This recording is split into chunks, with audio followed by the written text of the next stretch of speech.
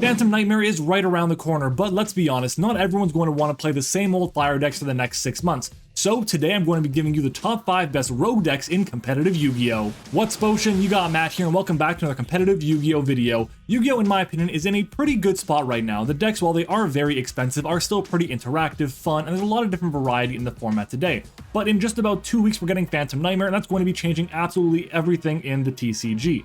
So if you guys are sick and tired of playing these fire decks and don't want to be playing them in the next 6 months, then make sure to stick around because in this video I'm going to be giving you the top 5 best rogue decks in competitive Yu-Gi-Oh! So if you're excited for the video, then make sure to smash the like button. If this video hits 250 likes, then I'll bring you a complete ranking to the top 25 or so best rogue decks in competitive Yu-Gi-Oh! And how they compare to one another. Also, if you like deck profiles, combo guides, meta discussions, and competitive Yu-Gi-Oh! Videos just like this one, you're going to love this channel. So make sure to subscribe and help us reach our new goal of 7,500 subscribers. But with that being said, here are the top 5 best rogue decks in competitive Yu-Gi-Oh! Let's jump into it. So before I start off this list, I do want to say that I'm not going to be considering budget as being an option to stop someone from playing one of these decks on the list. So these decks can range in price from being absolutely completely budget to being the most expensive list you might ever see. And it's because the decks in this category, in the rogue category, are meant to be fun. You're meant to enjoy the game, and if you want to spend a bit more money on the game, then that's your prerogative. If you don't want to as well, that's completely okay too. But with that being said, let's take a look at our number 5 deck. Starting off this list at number 5 is our 5th best rogue deck, and that's going to be Dinosaurs. So Dinos have been knocking at the door of being a tier deck for quite some time now, even through all the different formats that we've had since Miscellaneous Source went to 1 copy.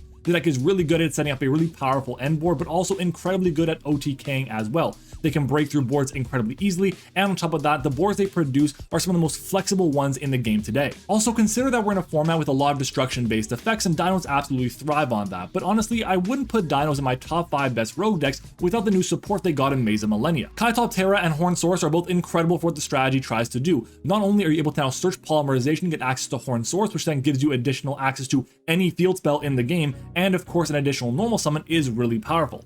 On top of that, these 2 cards here allow the deck to get additional normal summons to start their plays. It's not solely going to be reliant on Soul Eating Oviraptor. And because Kaitop and Horn Source are now in the game, the extra copies of Lost World, the redundant copy of Giant Rex is now no longer needed for this strategy. Heck, I've even seen people cut the copies of the scrap package in this deck entirely because you don't really need them anymore with the new fusion package. Ground Xeno is also an incredibly powerful card. If it resolves, the deck pretty much guarantees a chance of getting access to a rank 6 XCs and a level 10 synchro monster like Chenging or Baron, for example. On top of that is Ultimate Conductor Tyranno. UCT is an incredible card that can Book of Moon an opponent's entire field, which is so strong, especially considering the fact that it can send cards to the graveyard, which is so good in this given format. The fact that you can then send something like a Ponix, a Grunix, a Kirin, or whatever the case might be to the graveyard means they won't trigger their effects when they're destroyed, which is going to be really nice. And because of the new fusion in Horn Source, the deck also has easy access to Dragonic Diagram, which gets them in turn access to True King Lithlesagem the Disaster, which means that if they destroy 2 Earth monsters to summon it out, you can just rip 3 cards out of an opponent's extra deck, which is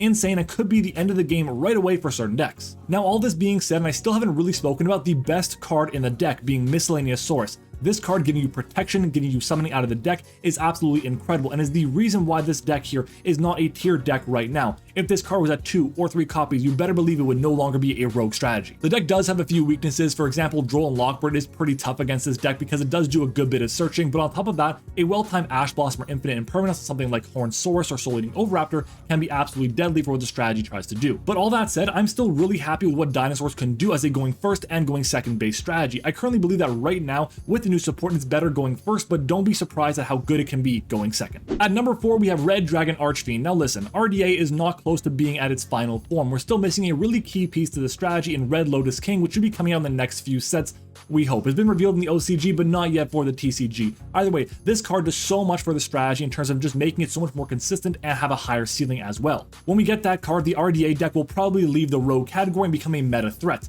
But the deck can play multiple different ways, including as like a Calamities Turbo deck thanks to something like Branded Etude, but it can also play as a really solid control style strategy with Red Supernova Dragon and Red Zone. But thanks to Maze of Millennia, the deck now has an additional 1-card starter for the strategy. Earthbound Prisoner Stone Sweeper is a fantastic card for what this deck wants to do because as a discard, discarding it for cost, you can search for any level 3 or lower Fiend Tuner monster, which Soul Resonator, Crimson Resonator just so happen to be. Now I have seen some lists that try to incorporate the ability to use Harmonic Synchro Fusion and the rest of the Earthbound Prisoner cards in this strategy.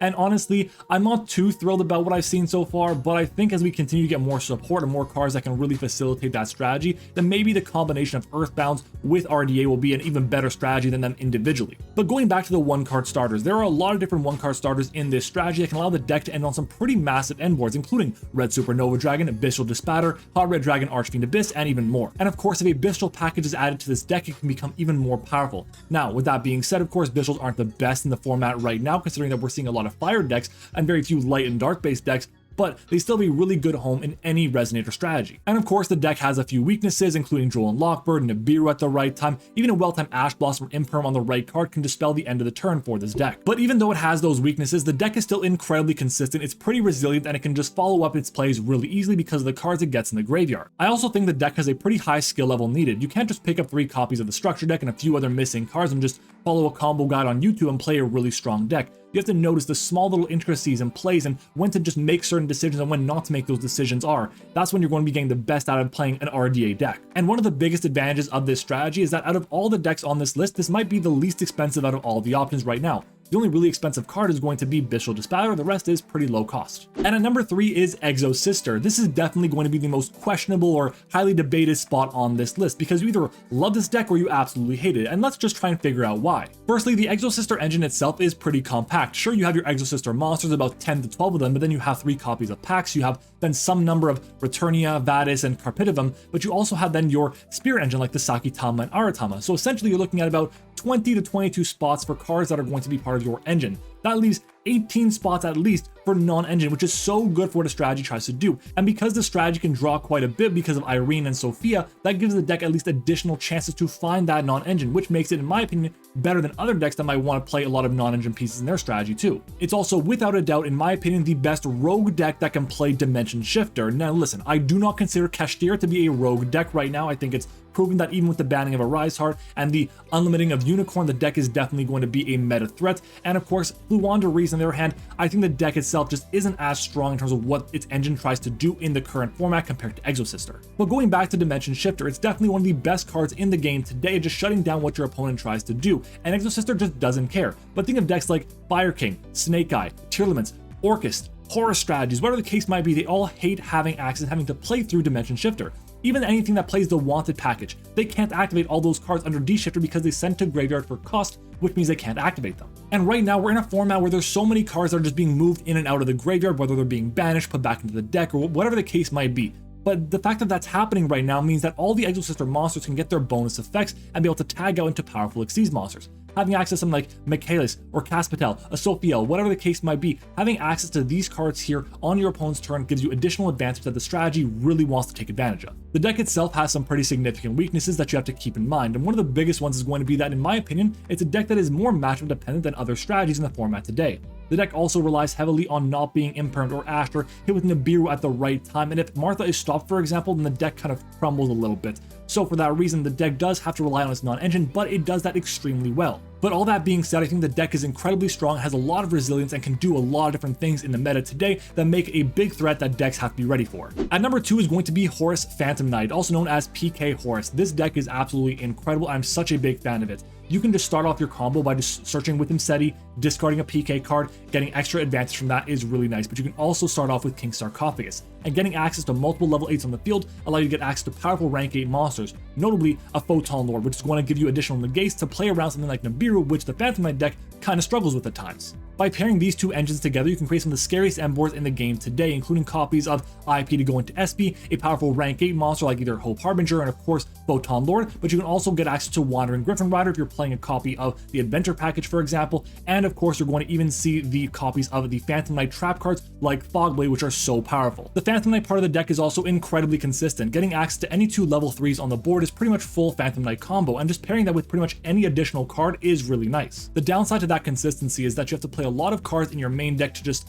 boost up the number of cards you want to see. The boost of the number of cards are going to allow you to get to full combo, which means that by nature, you play less cards that are going to be non-engine to help you break boards or to help you stop your opponent from going off. And this is where the theory of strong engine versus strong board breakers come into play. By having access to the Phantom Knight monsters, they are inherently a very strong engine, so having them on the field, they have to answer. Your opponent has to answer them. If they don't, they can create powerful linked monsters and gain so much advantage and if they do answer them and get them to the graveyard, they can just activate their graveyard effects and get even more advantage. So it becomes a really bit of a difficult situation for your opponent to make a decision on in terms of what they're going to do and what they're going to stop in the Phantom Knight engine. Now, of course, the deck still has to play some copies of some board breakers to really take advantage of the meta today, and some of the most common ones to see in Phantom Knight are going to be Enemy Controller and, of course, Forbidden Droplet, because they get cards in the graveyard to activate their effects. But of course, the deck still has its weaknesses. That's why it's in the Rogue tier. If you imperm Rusty, for example, they lose at least one form of interruption, maybe even two or possibly even three, depending on the rest of their hand, which is obviously not an ideal situation to be in. The deck does hard lose something like Dimension Shifter, which we covered earlier, and the deck has issues with a lot of different other hand traps depending on what the hands can look like.